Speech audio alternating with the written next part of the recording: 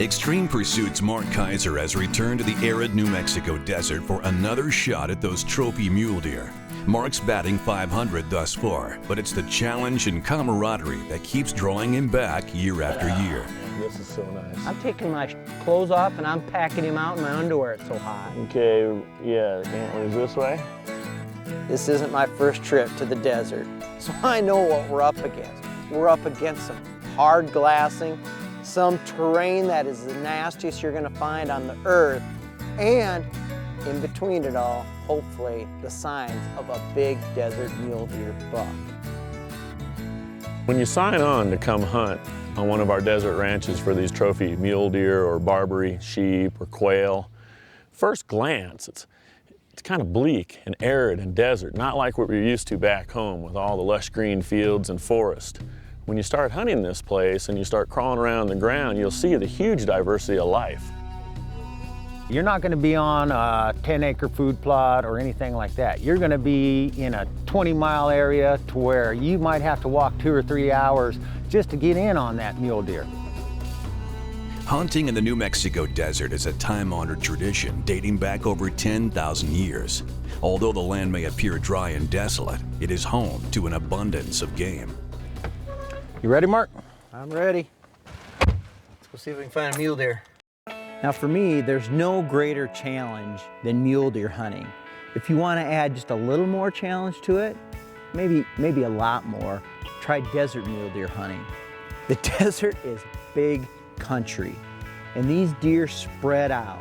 They don't focus on food plots like whitetails or maybe a big green alfalfa field like mule deer up in the western United States. These mule deer, they focus on what they want to focus, and that's the big open country.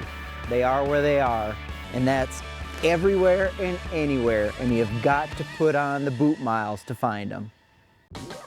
Desert mule deer, like any mule deer in open country, they look for shade, especially when it's hot.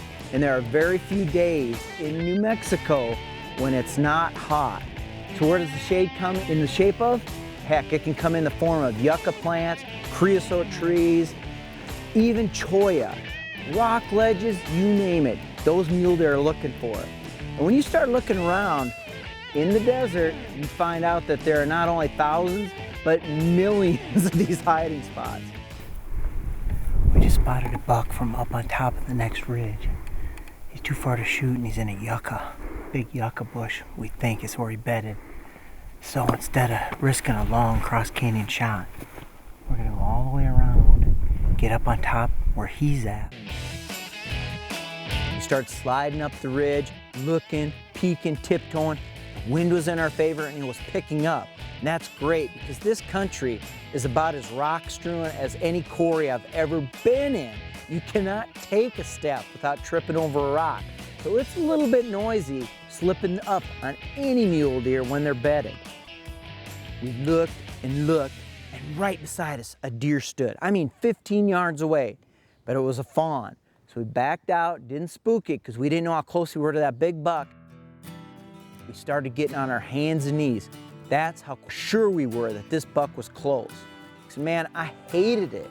It was just eating up my knees. I slid my gun around and it just caught the edge of some leaves. I went, shh.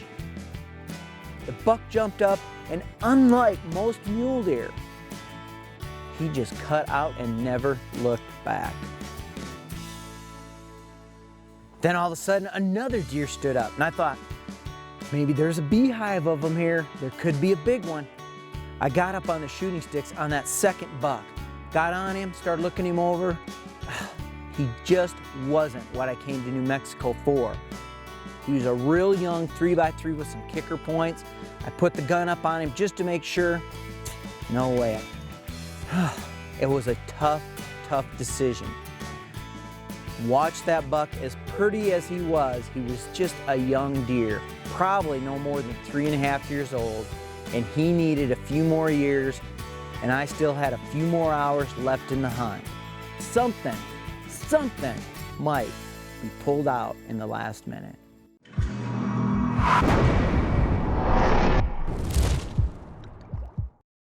Mule deer hunting requires you to get down low. In fact, you're gonna crawl. I can guarantee it at some point during the hunt. Now what does that mean? You're gonna get stuck, jabbed, or pricked by something, mainly cactus or rocks.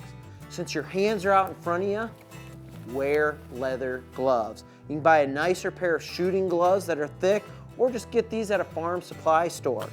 Regardless, since those are out in front of you, always have your hands covered. Another thing you're gonna need is a spotting scope, because you're gonna wanna be able to see what's out there at a long distance and to evaluate it if it's trophy. This Nikon XL spotter, it's lightweight, doesn't take up a lot of room in your day pack, and equip it with a short tripod. Now why a short tripod?